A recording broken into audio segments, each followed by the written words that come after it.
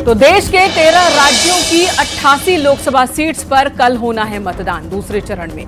UP की 8 सीटें इसमें शामिल है। दूसरे चरण के मतदान के लिए चुनाव आयोग की तैयारी भी पूरी हो चुकी है। सुबह 7 बजे से मतदान शुरू हो जाएगा। वैसे में आपको सबसे पहले ये बता देते हैं कि यूपी के किन-किन सीटों पर चुनावी संग्राम है। बात गौतम बुद्ध नगर की करें। यहां पर कल सुबह से ही वोटिंग शुरू हो जाएगी। गौतम बुद्ध नगर में के साथ ही कल गाजियाबाद लोकसभा सीट पर भी मतदान होना है। वहीं मेरठ में भी दूसरे चरण में वोटिंग होगी और साथ ही मथुरा और अमरोहा में कल वोटिंग होगी और बागपत के साथ साथ बुलंदशहर और अलीगढ़ में भी कल वोटिंग होनी है। तो चलिए अब नजर डाल लेते हैं 2019 के नतीजे क्या रहे थे इन सभी लोकसभा सीटों पर। साल 2019 के लोकसभा चुनाव में इन 8 सीटों पर सिर्फ एक सीट पर बीएसपी ने जीत हासिल की थी, वो अमरोहा। बाकी 7 सीटों पर कमल खेला था।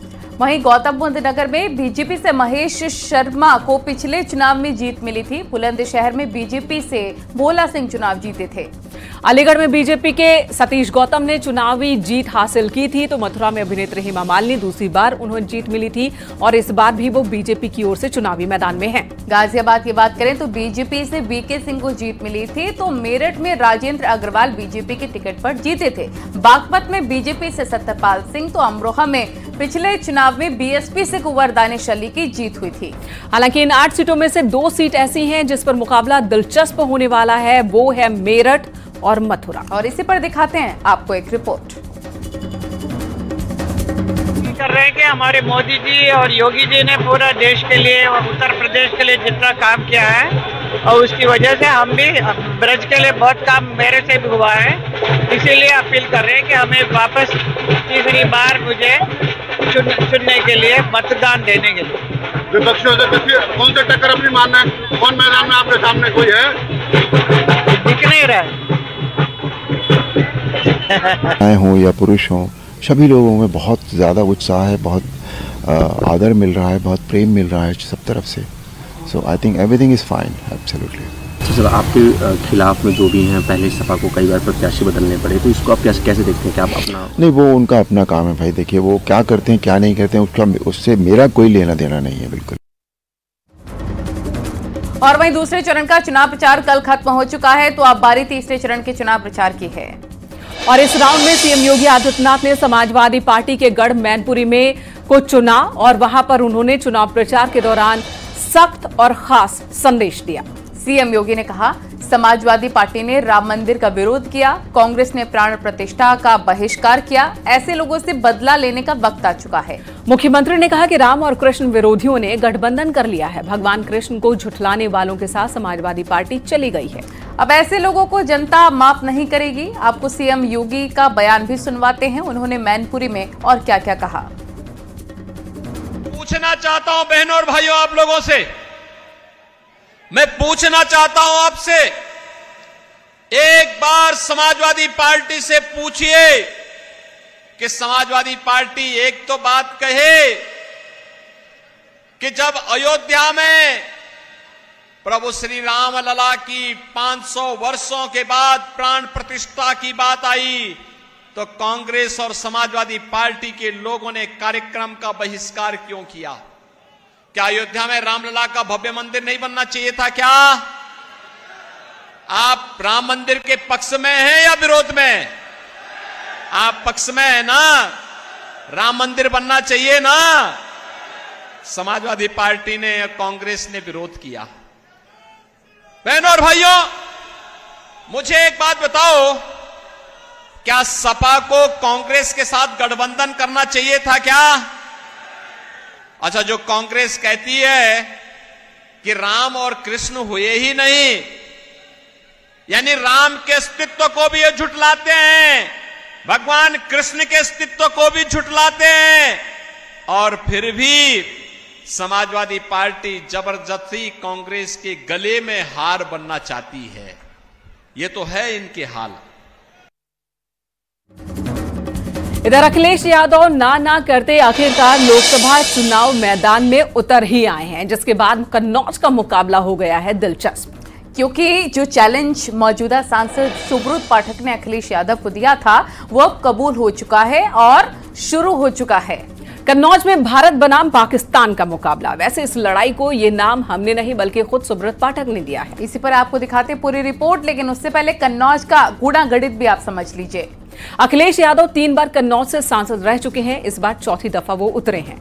2000 से लेकर 2009 तक अखिलेश यादव यहां से सांसद रहे। 2014 में अखिलेश ने कन्नौज सीट छोड़ दी थी। फिर 2019 में कन्नौज सीट पर बीजेपी का कब्जा हो गया और अब 2024 में अखिलेश यादव एक बार फिर कन्नौज सीट से चुनावी मैदान में है, जिसके बाद यहां का मुकाबला दिलचस्प हो चुका है। वो कैसे, इस रिपोर्ट में देखिए।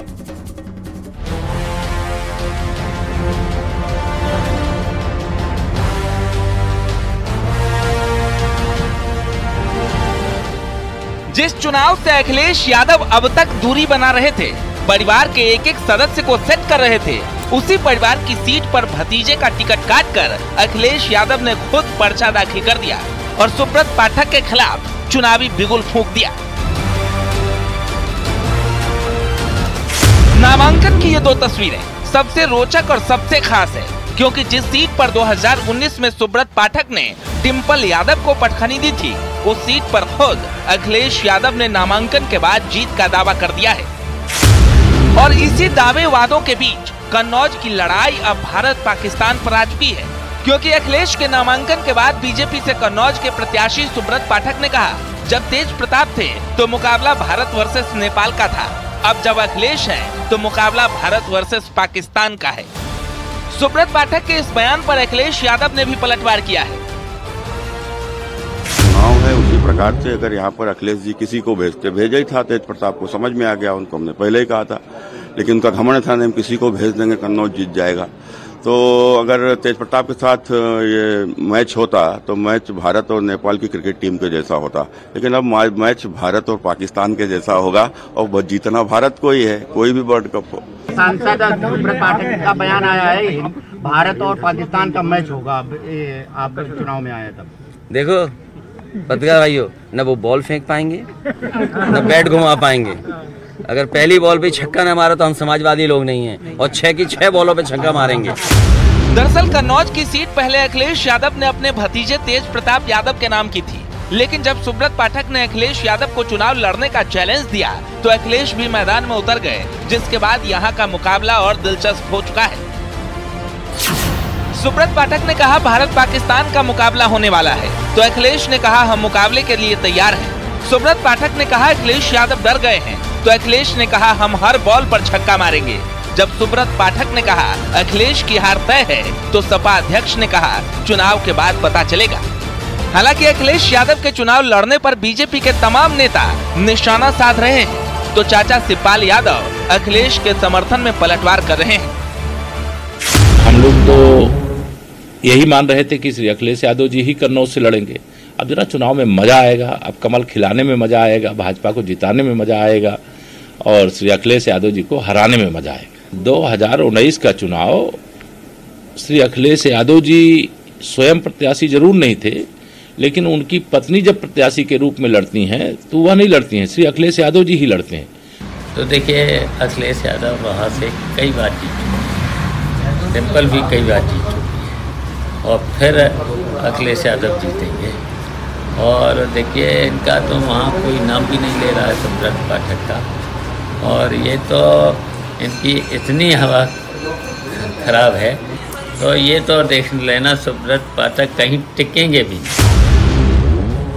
यानी अब उत्तर प्रदेश की एकमात्र सीट कन्नौज पर सबकी नजर टिक गई है, क्योंकि इस लड़ाई को नाम भारत बनाम पाकिस्तान का दे दिया गया है। अब इस मुकाबले में किसकी जीत किसकी हार होगी, इसके लिए इंतजार 4 जून तक करना पड़ेगा।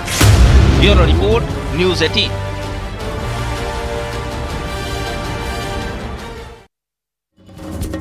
और अब बात कर लेते हैं यूपी के 2 लड़कों की, क्योंकि जहां अखिलेश यादव कन्नौज से पर्चा भर चुके हैं, ऐसे में अब चर्चा राहुल गांधी की होने लग गई है।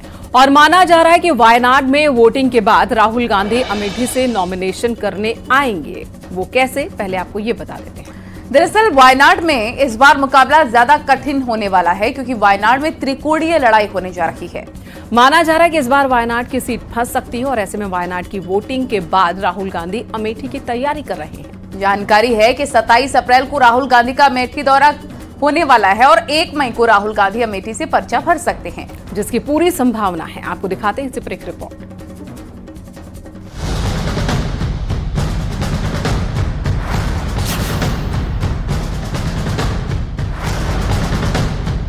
उत्तर प्रदेश की महफिल लूटने के लिए एक लड़के आ चुके हैं, दूसरे आने वाले हैं। नमस्कार, मैं राहुल गांधी। ये चुनाव लोकतंत्र को और संविधान को बचाने का चुनाव है। उत्तर प्रदेश में चुनावी गेम बनाने के लिए अखिलेश आ चुके हैं, राहुल गांधी आने वाले हैं। ये दो लड़कों की जोड़ी है, एक कन्नौज से चुनाव लड़ रहे हैं तो दूसरे अमेठी से ताल ठोकने वाले हैं। दावा किया जा रहा है कि राहुल गांधी एक बार फिर अमेठी के दंगल में उतर सकते हैं। राहुल गांधी के लिए अमेठी तो प्रियंका गांधी के लिए रायबरेली सीट की रणनीति तैयार हो रही है। इसके लिए लखनऊ में भी बैठक हो चुकी है और अब कहा जा रहा है कि वायनाड में वोटिंग के बाद अमेठी को लेकर ऐलान होगा। कहा जा रहा है कि वोटिंग से पहले अमेठी को लेकर ऐलान हुआ तो वायनाड में राहुल को नुकसान हो सकता है। 26 अप्रैल को वायनाड में सीट पर वोटिंग होनी है और कहा जा रहा है कि वायनाड में वोट पड़ने के बाद ही हो सकता है अमेठी को लेकर ऐलान। वायनाड को लेकर राहुल गांधी कोई रिस्क लेने के मूड में नहीं है, क्योंकि 2019 में राहुल गांधी वायनाड सीट से ही चुनकर संसद पहुंचे थे। 2019 के लोकसभा चुनाव में राहुल गांधी को अमेठी सीट से कड़ी शिकस्त मिली थी। तो वहीं अब अमेठी से कांग्रेस नेता दीपक सिंह ने भी राहुल गांधी को लेकर बड़ा बयान दिया है। दीपक सिंह ने कहा कि राहुल गांधी अमेठी से सांसद रहते प्रधानमंत्री बनेंगे। उन्हें हम जरूर मौका देंगे। उसके बाद की जो शुभ घड़ी होगी, निश्चित रूप से राहुल गांधी जी आएंगे और राहुल गांधी जी अमेठी से सांसद के तौर पर नामांकन करेंगे। अमेठी से सांसद सबसे ज्यादा मतों से इस बार जीतेंगे और यही सांसद रहते देश के प्रधानमंत्री बनेंगे। ऐसा अमेठी को, ऐसा हम सब कार्यकर्ताओं को पूरा यकीन, पूरा भरोसा है। अमेठी आने का कब का प्लान हुआ है? तो वहीं राहुल गांधी के चुनाव लड़ने की अटकलों के बीच बीजेपी भी तंज कर रही है। केंद्रीय मंत्री गिरिराज सिंह ने राहुल गांधी के अमेठी से चुनाव लड़ने की खबरों पर कहा कि राहुल गांधी डरकर ही केरल भाग गए थे। राहुल गांधी तो खुद डर करके भाग गए, केरल भाग गए। अब केरल में जब कम्युनिस्टों है, अब फिर खोज रहे हैं जगह, ये रमखुदैया बन जाएंगे, न इधर के रहे सनम न उधर के रहे सनम। सौगंध खा रही हूँ आज कि आने वाले 5 साल में एक भी कांग्रेस का गुंडा अमेठी लोकसभा क्षेत्र में अब रह नहीं पाएगा।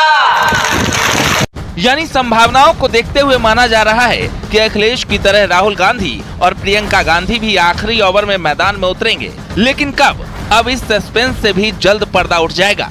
Bureau report, news 18।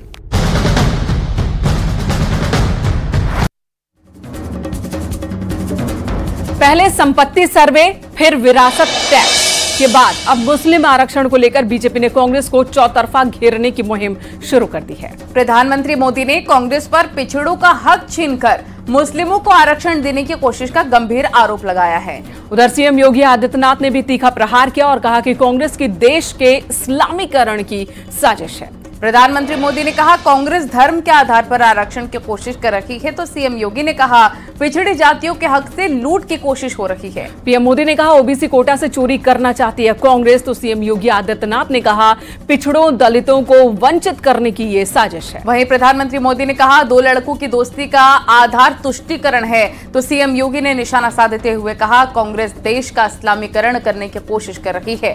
यानी कांग्रेस पर अब बीजेपी चौतरफा हमला कर रही है। इसी पर दिखाते हैं आपको ये रिपोर्ट।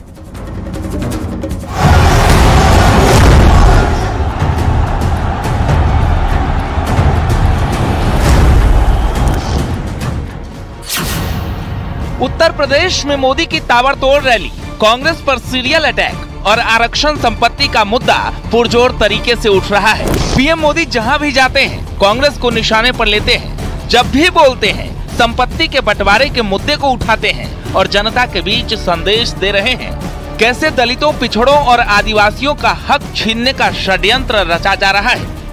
कांग्रेस के इस बार के मैनिफेस्टो पर 7% मुस्लिम लीग का थप्पा लगा हुआ है, मुस्लिम लीग की छाप है। कांग्रेस का पूरा मैनिफेस्टो सिर्फ वोट बैंक को मजबूत करने के लिए समर्पित है। समाजवादी पार्टी और कांग्रेस दोनों की एक ही प्रकार की सोच है और यहां उत्तर प्रदेश में जो दो लड़कों में दोस्ती है ना, इसका भी आधार ये तुष्टीकरण की राजनीति ही है। पीएम मोदी न सिर्फ कांग्रेस पर हमलावर हैं, बल्कि कांग्रेस के घोषणा पत्र से उन पॉइंट को पकड़ रहे हैं जिसमें धर्म के नाम पर आरक्षण और आर्थिक सर्वे की बात है। तभी पीएम मोदी ने कहा, कांग्रेस आपकी विरासत छीन लेगी। कांग्रेस बाबा साहेब का अपमान करती है, धर्म के नाम पर आरक्षण नहीं दिया जाएगा। कांग्रेस के मैनिफेस्टो में मुस्लिम लीग की छाप है। देश तुष्टीकरण से नहीं, संतुष्टीकरण की ओर बढ़ रहा है। तो अब सीएम योगी के साथ बीजेपी के तमाम बड़े नेता कांग्रेस के घोषणा पत्र का हवाला देकर आरोप लगा रहे हैं। सीएम योगी ने कहा, देश को इस्लामीकरण करने की कोशिश हो रही है, लेकिन पिछड़ी जातियों के हक को लूटने नहीं दिया जाएगा। कांग्रेस का वक्तव्य बहुत दुर्भाग्यपूर्ण है और भारत के इस्लामीकरण करने और भारत को विभाजन की ओर धकेलने का एक कुचेष्टा का एक हिस्सा है। कांग्रेस यूपीए सरकार आने के बाद उसने उस समय भी इस प्रकार के कुत्सित प्रयास किए थे। 1 जून को चुनाव है हमारा गोरखपुर में, मैं उस प्रचार में हूं, लेकिन प्रधानमंत्री जी के लिए पूरा देश खड़ा है और कांग्रेस की लूट जिंदगी के पहले भी, जिंदगी के बाद भी और आगे अगर कभी लोग आते हैं तो फिर ही चलत रही। लोगों की प्रधानमंत्री जी की निरंतर विकास की प्रक्रिया चल रही है, कांग्रेस की लूट की प्रक्रिया चलती रहेगी। तो वहीं मायावती ने भी आरक्षण और विरासत टैक्स पर सवाल उठाए। उन्होंने कांग्रेस पर निशाना साधते हुए कहा, जहां तक उत्तर भारत में संपत्ति और सरकारी भूमि वितरण आदि से जुड़े मामलों में दलितों वंचितों के लिए न्याय का सवाल है, तो इनकी सरकारों की सही नीयत के अभाव के कारण यहाँ गरीबी, पिछड़ापन, पलायन की विवशता आदि दूर नहीं हो पाई। कांग्रेस को उसकी ऐसी दागदार विरासत से मुक्ति मुश्किल। यानी न सिर्फ बीजेपी बल्कि अब बीएसपी ने भी कांग्रेस के घोषणा पत्र पर सवाल खड़े किए, जिसका असर चुनाव में भी देखने को मिल सकता है। Bureau report, news 18।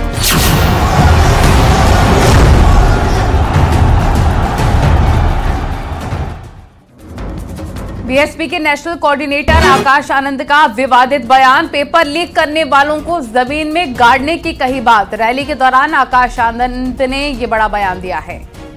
तो उन्होंने कहा कि वोट को बंदूक की गोली की तरह इस्तेमाल करें। आकाश आनंद का ये कहना है, वोट की गोली इनके सीने में दाग देना है आकाश आनंद। हालांकि मुद्दा उन्होंने पेपर लीक का उठाया, लेकिन इस मुद्दे के दौरान जिस तरह से उनकी भाषा बिगड़ती चली गई, अब उस पर बवाल है।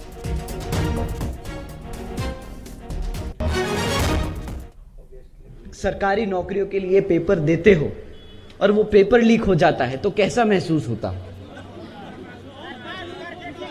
मन करता है ना जिसने पेपर लीक किया उसका निकाल के उसको जमीन में गाड़ दे। आता है ना गुस्सा?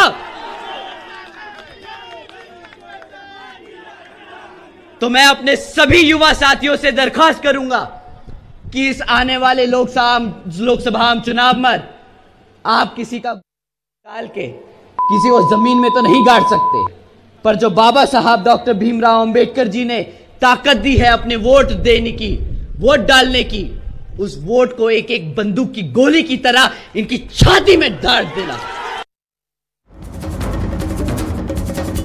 और इसी के साथ यहां रुकेंगे एक छोटे से ब्रेक के लिए, लेकिन न्यूज़ 18 पर खबरों का सिलसिला लगातार जारी है।